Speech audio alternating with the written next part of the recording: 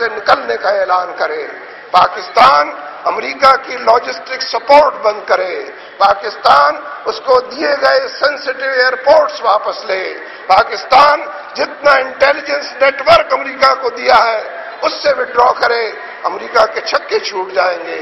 امریکہ دیوار کے ساتھ لگ جائے گا۔ لیکن ایک ڈٹرمنیشن، ایک مصمم ارادہ اور ایک مضبوط عہد کی ضرورت ہے، اور وہ اسی طرح سے ہوگا کہ ابھی آپ سڑکوں کے اوپر ہیں، لیکن پھر یہ احتجاج پارلیمنٹ کے سامنے ہوگا، وزیر اعظم ہاؤس کے سامنے ہوگا، پریزیڈنشل محل کے سامنے ہوگا، ان کے گھیراؤ کے نتیجے میں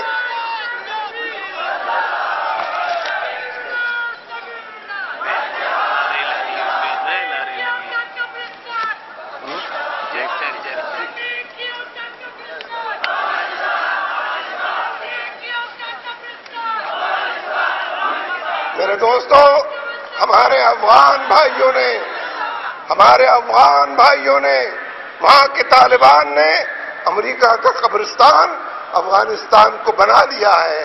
امریکہ شکست کھا چکا ہے، ہزیمت سے دو چار ہو چکا ہے، امریکہ کے پرخچے اڑ چکے ہیں، نیٹو کی فوجیں ان کے چھکے اڑ چکے ہیں، دیوار کے ساتھ لگے ہوئے ہیں، دلدل کے اندر دھسے ہوئے ہیں، بند گلی کے اسیر بنے ہیں، امریکہ اور نیٹو ان کا قافیہ تنگ ہو گیا ہے، ان کا جینا دوبھر ہوا ہے، وہ ذوف کا شکار اس محلال کے مارے ہو چکے ہیں۔ وہ تو عز من تشاء وہ تو ذل من تشاء، جو کچھ بھی نہ تھے بالکل گئے گزرے تھے، جو ہر حوالے سے بے سر و سامان تھے، اللہ تبارک و تعالیٰ نے ان کو اسلحہ اور ساز و سامان اور نفری کے اوپر فتح دلائی ہے۔ اور اس بات کو ایک بار پھر تاریخ نے پھر دہرایا ہے کہ کی محمد سے وفا تو نے تو ہم تیرے ہیں، یہ جہاں چیز ہے کیا لوح و قلم تیرے ہیں۔ اور پھر اس بات کو دہرایا گیا کہ سبق پھر پڑھ صداقت کا، عدالت کا، شجاعت کا، لیا جائے گا تجھ سے کام دنیا کی امامت کا۔ تو یہ بات ٹھیک ہے کہ اہل پاکستان امریکہ کو دفن کرنا چاہتے ہیں، ہم نے سمجھانے کی کوشش کی ہے۔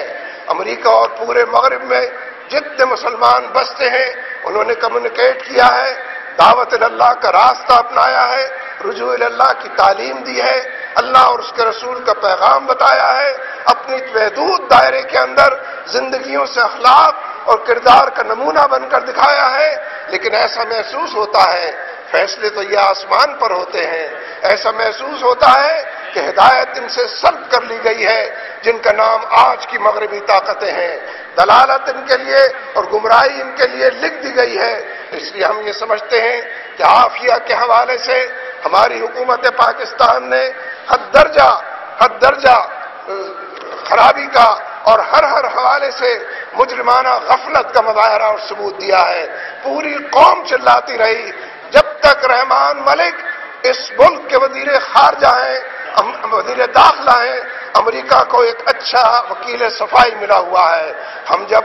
بلیک واٹر تنظیم کی بات کرتے ہیں اگلے دن رحمان ملک اس کی صفائی کے لیے کھڑے ہو جاتے ہیں، معلوم ہوتا ہے تنخواہی وہاں سے لیتے ہیں اور ایجنڈا وہیں سے لے کر آئے ہیں۔ جب تک ان وزیروں سے نجات نہیں ملتی، اس لیے اس بات کو سمجھ لیجئے کہ امریکہ اس خطے کے اندر مسلمانوں کے دشمن کی حیثیت سے افغانستان کے حوالے سے، پاکستان کے حوالے سے، سینٹرل ایشیا کی ریاستوں کے حوالے سے، ان تمام اس پورے علاقے کے اندر اس پورے خطے کو غیر مستحکم کرنا چاہتا ہے اور اس کو نادر سے دربار کرنا چاہتا ہے۔ ناگزیر ہے کہ ہم ان لوگوں کو پہچانیں جن کے ذریعے سے یہ کام ہو رہا ہے، اور پچھلے 2.5 سال میں جتنی بلیاں تھیلے کے اندر تھیں وہ سب باہر نکل آئی ہیں، سب کے چہرے آشکار ہو گئے ہیں۔ لہذا یہ جو منظم جلوس اور جلسے ہیں، یہ جو ریلیاں اور نعرے ہیں، ان کا رخ اسلام آباد کی طرف، ان کا رخ پارلیمنٹ کی طرف، ان کا رخ صدر اور وزیر اعظم کے ایوانوں کی طرف ہونا ہے۔ انشاءاللہ اس کی کال دیں گے اور آگے کی طرف بڑھیں گے۔ میرے دوستو، اس وقت سب سے اہم مورچہ پوری ملت اسلامیہ میں اہل کشمیر نے لگایا ہوا ہے۔ پچھلے کم و بیش 3-4 مہینے سے اہل کشمیر سڑکوں کے اوپر ہیں، کرفیو کی خلاف ورزی کرتے ہیں، جذبہ جہاد سے سرشار کشمیری شوق شہادت پر للکار کرنے والے کشمیری اور ہر حوالے سے رب سے ملاقات کے منتظر اور بے قرار کشمیری سید علی گیلانی کی قیادت میں، سید صلاح الدین کی قیادت میں پورے کشمیر کو، بھارت کی 7 لاکھ فوج کو اس کا جینا دوبر کر دیا ہے۔ بھارت کی 7 لاکھ فوج کو جو اختیارات مزید حاصل ہوئے ہیں،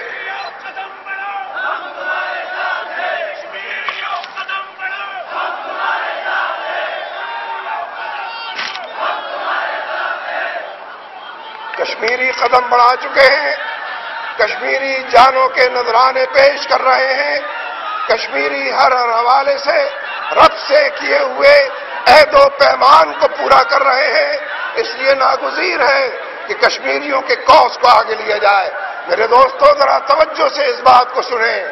ضرورت اس امر کی تھی کہ پارلیمنٹ کی جو کشمیر کمیٹی ہے اس کا روز اجلاس ہوتا، جو ایٹراسٹیز ہیں،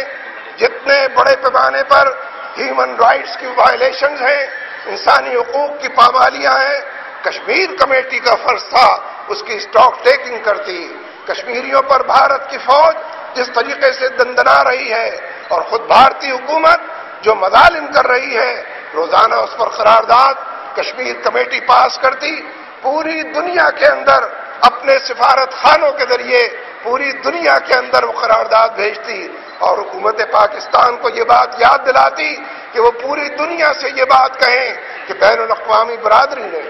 انٹرنیشنل کمیونٹی نے کشمیریوں کے ساتھ جو وعدے کیے ہیں، جو عہد و پیمان کیے ہیں، رائٹ آف سیلف ڈٹرمنیشن کے، پلیبسائٹ کے، اپنی آزاد مرضی سے اپنی قسمت مستقبل کا فیصلہ کرنے کے، ان تمام فیصلوں پر عمل درآمد ہونا چاہیے۔ ہم حریت کانفرنس کے قائد سید علی گیلانی اور ان کے جلوہ میں چلنے والے تمام کشمیریوں کو سلام کرتے ہیں، ان کی جد و جہد کو سلام کرتے ہیں، ان کے پائے استقامت میں لغزش نہ آئے اس کے لیے دعا بھی کرتے ہیں۔ لیکن سید علی گیلانی دبلا پتلا مہین باریک، ایک ضعیف اور ناتواں انسان کہ معلوم یہ ہوتا ہے کہ پھونک مارو تو اڑ جائے، لیکن ایک مضبوط ارادے کی وجہ سے، ایک مضبوط ایمان کی وجہ سے، اللہ اور اس کے رسول پر جیتے جاگتے ایقان کی وجہ سے سید علی گیلانی اپنے موقف پر قائم ہے اور مختلف ذرائع سے اس بات کے لیے کوشاں ہیں کہ کشمیریوں کے کوس کو کوئی غضب نہ پہنچے، کوئی نقصان نہ پہنچے۔ ہمیں افسوس سے کہنا پڑتا ہے کہ جبکہ کشمیری پاکستان کی جنگ لڑ رہے ہیں، ہماری شہرک کی حفاظت کے لیے کوشاں ہیں، جانوں کے نذرانے پیش کر رہے ہیں، 100 سے زیادہ شہادت کے روپ میں ڈھل چکے ہیں، حکومت پاکستان، اس کے سرکردہ لوگ، انہوں نے اس بارے میں ایک لفظ صحیح معنوں میں خدمت کا نہیں کہا۔ بھارت سے بھی احتجاج ہونا چاہیے، عالمی سطح پر بڑے پیمانے پر تمام سفارت خانوں کے ذریعے اپنے پیغام کو نشر کرنا چاہیے، اور ملک کے اندر بھی بھارت کے مظالم اور اس کی ہیومن رائٹس کی وائلیشن، اس کا بڑے پیمانے پر پارلیمنٹ اس کے باہر چرچا ہونا چاہیے۔ ہمیں افسوس سے کہنا پڑتا ہے کہ اس موقع پر جب کشمیری اپنے خون سے تاریخ رقم کر رہے ہیں اور بڑے پیمانے پر دنیا کو بتا رہے ہیں کہ آزادی سے کم کسی چیز پر وہ راضی نہیں ہیں، اپنی مرضی سے فیصلہ کریں گے، اس وقت امریکہ نے یہ بیان دیا کہ کشمیر کا مسئلہ بھارت کا اندرونی مسئلہ ہے۔ ہم امریکہ کی بھی مذمت کرتے ہیں اور پاکستان حکومت کی خاموشی کی بھی مذمت کرتے ہیں۔